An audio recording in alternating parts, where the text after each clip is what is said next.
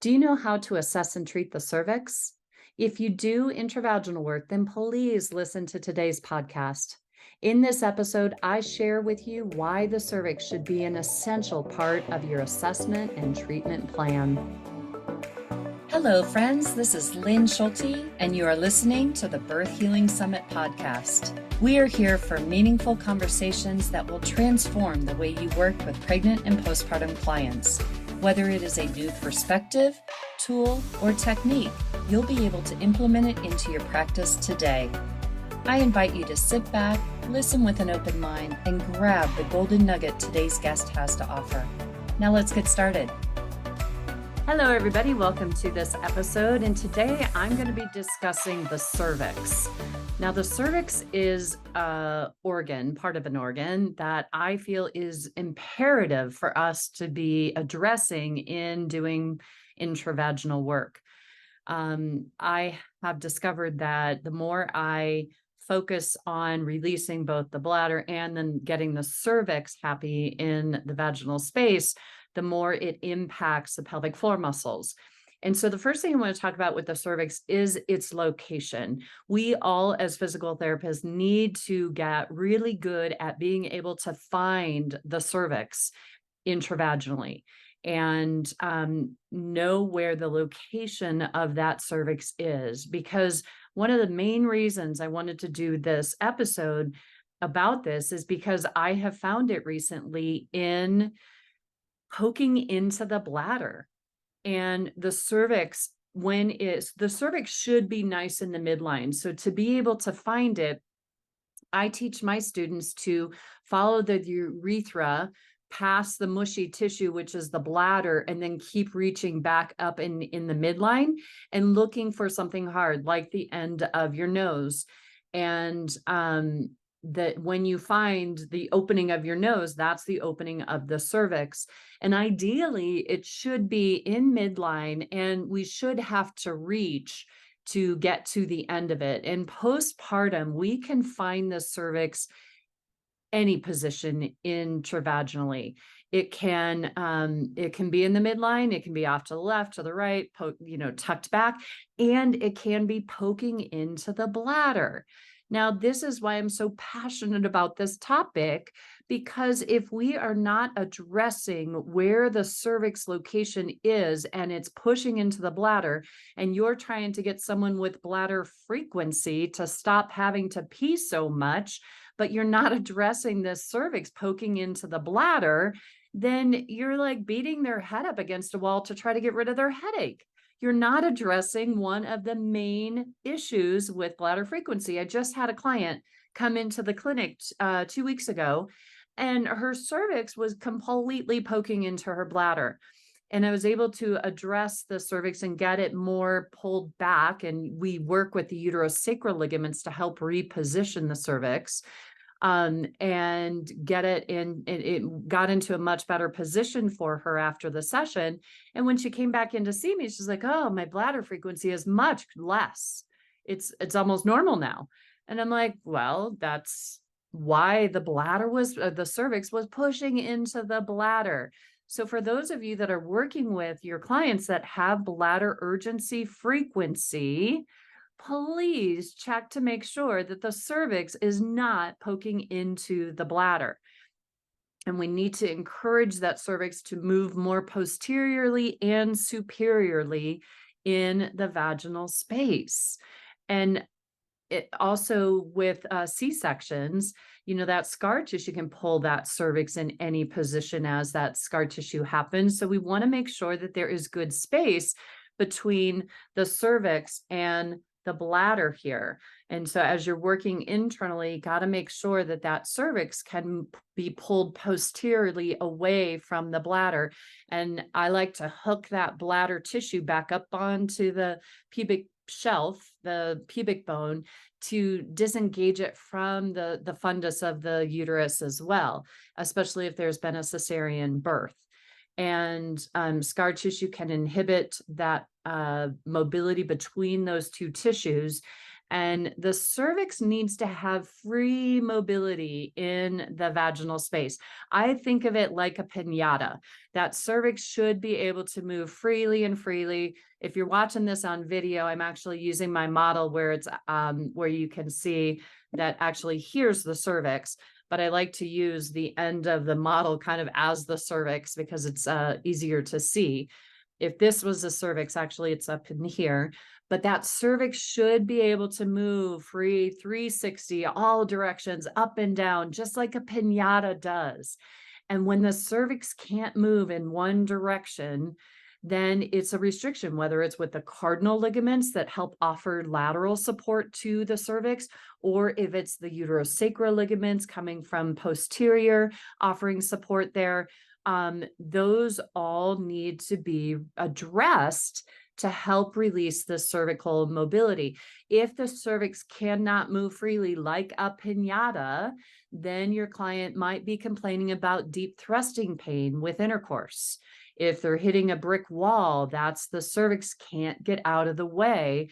And whether it's the cervix itself or the whole uterus, you need to be addressing and determining this to help your clients out. In my postpartum course, I actually teach you how to look for and find the cervix, because sometimes the cervix can be tucked way back inferior and posterior. And so if you're, reaching up with your finger, your pad facing the ceiling, and you're trying to find the cervix and you can't find it, then you need to turn your finger around and you need to follow the rectum back and then lift your finger so that your fingernail might find the cervix. Okay. Because that's where the cervix is really posterior in there. And in those posterior cervix, I really like to make sure and see if I can reach it. How that cervix have anterior mobility? Can it move anteriorly? A lot of times it can't. And so if you don't have long enough fingers, then there's two things that you can do to try to bring the cervix down into your fingers.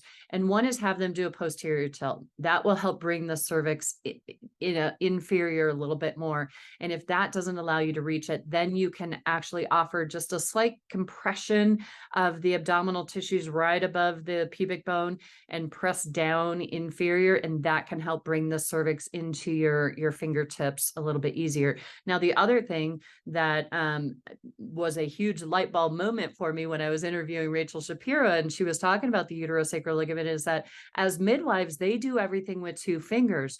So if you are trying to find the cervix, please use two fingers if you can get in comfortably. If the vaginal opening does not create pain and it allows you to insert two fingers, then please do that, because your middle finger will give you just a couple of more centimeters, millimeters of reach to find that cervical tissue or the cervix itself.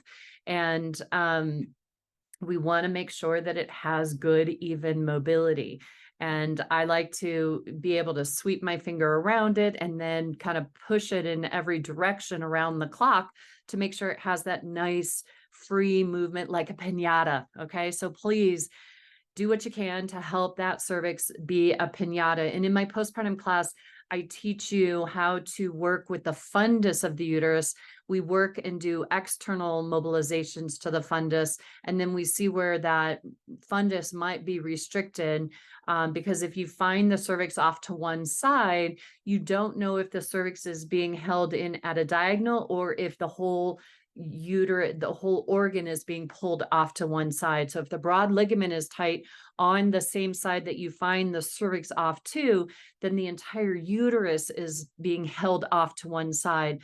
But if you find that the fundus is tight, moving, let's say to the right, but you find the cervix on the right, then the fundus is being held off onto the left, and you have your uterus and cervix kind of sitting in there at a diagonal. And it's important to know that, so you know how to best try to help mobilize this organ to get it more into the midline.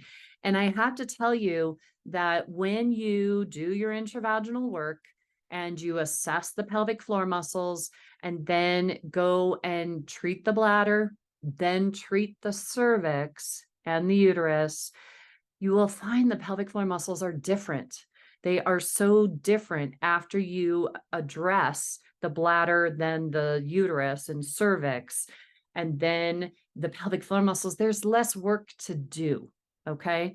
So there is a change in the pelvic floor muscles. The tone is decreased. Now they still need attention, but there's less work for you to have to do.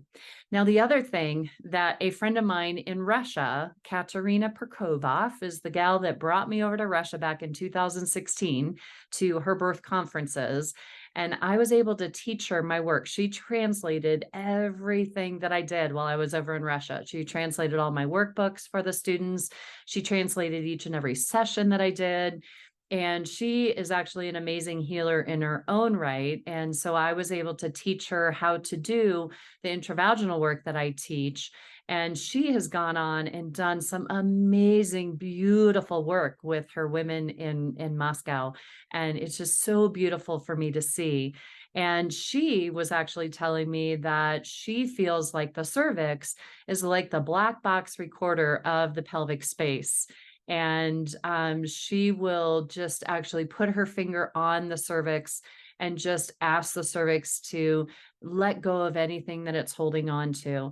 And I have to say that I have experienced this myself, and that when I put my finger on, I put my finger on every cervix that I palpate, and I just ask it to give it permission to let go of anything that's no longer serving it. And you can feel a softening in the tissue as you do that. I feel we should also be assessing the cervix for those clients that go get biopsies of the cervix, because that can create scar tissue. And I want the cervix to be nice and even and smooth. And in some cervixes where it may have torn during childbirth, you can feel that scar tissue in there. And I just want that scar tissue to be nice and even and mobile for the next time that it needs to dilate for childbirth. But the cervix tissue is so important for us to just send it some love and offer it the opportunity to let go and to release anything and everything that it's been holding on to. And I get kind of that gut punch feeling in my body. I sense it when I feel something that's, a person who's really experienced a lot of trauma. And it's just kind of like that, ugh, okay, there's been a lot that this area has experienced. And just giving it permission to let it go and doing the trauma release statement can be really, really helpful. So the cervix is just really kind of the kingpin of this whole vaginal space, I find. And getting that cervix in midline and nice and happy and able to move like a piñata there should be our goal of every single intravaginal treatment that we do. And it is part of my protocol that I teach in my holistic treatment of the postpartum body course. So please check this out if you are interested in learning how to work better with the cervical tissue and learning and the cervix itself, and learn how to find it, how to assess it, and how to treat it. All that is covered in the holistic treatment of the postpartum body course. And it really has transformed my practice when I started working with the cervix more, and then adding the uterosacral ligament that, attaches into the lower part of the uterus there. Releasing those ligaments is just so powerful. I've talked about that in another podcast, so please go listen to that. But the cervix, one of the main reasons I wanted to do this podcast was just talking about how the cervix could be poking into the bladder sometimes. And that could be what is contributing to urgency and frequency. And if we're not addressing the cervix and we're not at least clearing it to make sure that it is not one of the causes of bladder frequency and urgency, we're not doing our clients we're not serving them well. Okay, so please start looking in and making sure that you are assessing the bladder, assessing the cervix when you're doing intravaginal work, especially for anyone dealing with deep thrusting pain during intercourse or bladder urgency, frequency, anything going on with the bladder. Okay, so please check that out. Thanks so much for listening in, and we'll see y'all in the next podcast. And here's to smoother births and faster recoveries. Take care, everybody. Bye-bye. Today's podcast was brought to you by the Institute for Birth Healing. To discover more, visit instituteforbirthhealing.com. To claim $50 off of any online course, use coupon code PODCAST50 at checkout. Till next time, I'm Lynn, founder of the Institute for Birth Healing.